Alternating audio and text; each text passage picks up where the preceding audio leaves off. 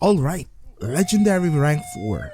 I finally collected every single thing that I could possibly collect in this goddamn game.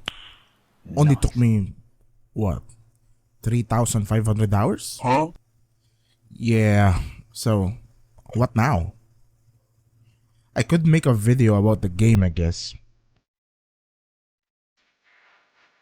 I 6 million registered users.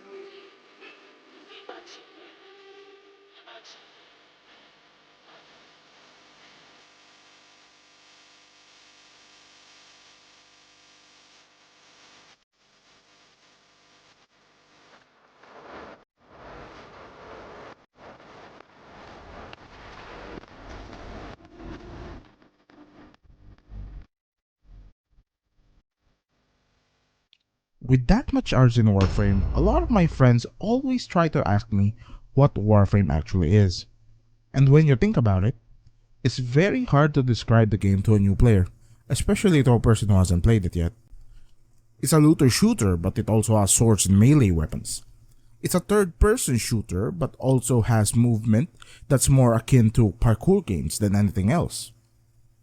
It's a sci-fi game, but it also has mining and fishing? Wait, is that fish a f***ing robot? Is that fish f***ing flying? In the air? Wait, why is the water red? Is that Money, money, money, money.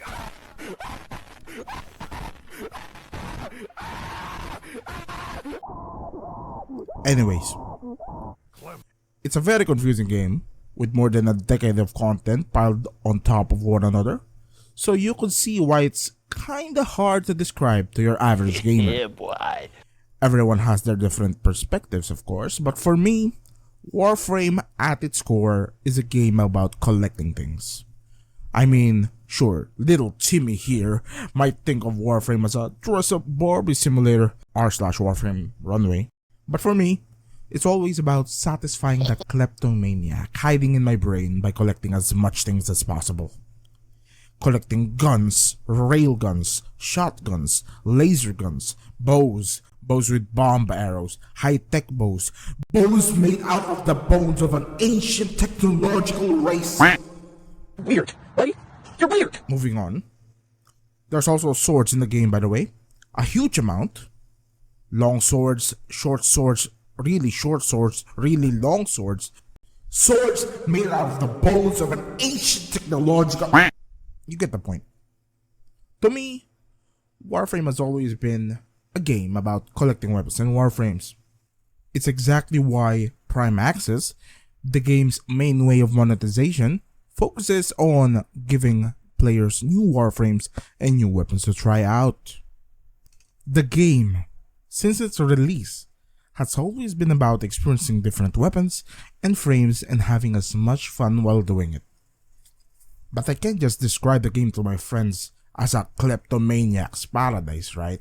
That would be totally unfair to the developers, Digital Extremes, for all the hard work they've done this past decade.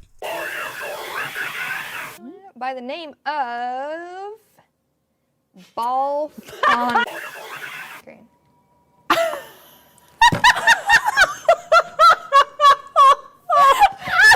So of course, I describe it to my friends as the way DE wants me to describe it. It's about ninjas in space, and it's free.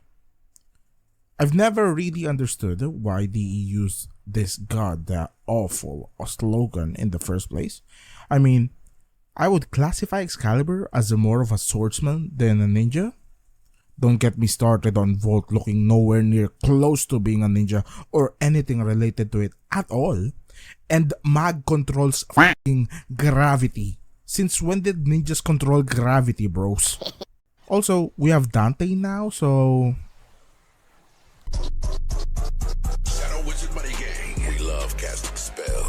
So you could imagine how my lackluster description could be unsatisfying to the person who's asking about the game. So, they pry a bit further. Is it any fun? You have more than 3,000 hours in the game. Surely you could describe it better. Is the story any good? Is the story really that good? Does Citrine really need to be that Yes, the game is good. In fact, it's the best live service game I've ever played. Also, if you think Citrine is thick, wait until you see Prime. God dang! I remember the exact moment I played Warframe for the first time. Unlike most people, I never heard of the game until I tried it. I was 16 back then, this was on 2017, on a really bad losing streak in League of Legends. It was so bad, in fact, that I literally Alt F4 the game in frustration and booted up Steam to get my mind off of that stupid 16-0 Tryndamere. Don't judge me too much for being a League player, I judge myself enough. Every time I wake up, I look into the mirror to remind myself that I mained Udyr in high school. That's more than enough suffering. To me, Steam in 2016 was essentially just a CSGO launcher, and I mostly just browsed the store to look at free games for fun because I was a broke teenager with no money and would absolutely not spend money on playing video games. Bruh. Warframe wasn't really that popular back then, so I didn't really have any external factors that affected my decision on downloading the game. No friends that played Warframe first, no YouTube videos that influenced me to download the game, nothing. I think I just saw Excalibur and thought, ooh, he looks cool. I also read their god-awful slogan, Ninjas Play Free, and I was like, okay, Ninjas Free? You got my attention, gamers. Wait, is the slogan actually effective? The game back then was a much different game than it is now. The first quote-unquote open world expansion, Plains of Eidolon, wasn't released yet, and I distinctly remember not experiencing that many updates that time since DE was most probably focusing on polishing up the first version of the Plains. Polishing. Also, remember the first version of the Plains?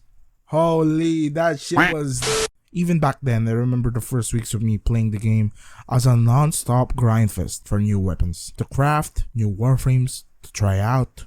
It's always been the collection of things that pulled me into the game. And while sure, I took a break here and there, finding myself busy with real life things. But every time I come back, be it a week or 6 months from playing, I always had fun collecting new things that released when I was away, or old weapons I haven't gotten yet. And so, we find ourselves here. We've come full circle. 3,450 hours. Legendary rank 4, with all possible weapons I could get obtained. I mean, sure, I haven't built all of them. Some even need to be formatted more. But I did it. I'm all caught up. With a game as big as Warframe, it's hard to ever imagine yourself as being caught up. I mean, it's always updating, adding new systems, new warframes, new weapons, new game modes, new maps. I don't know, man. I mean, what now? I feel empty.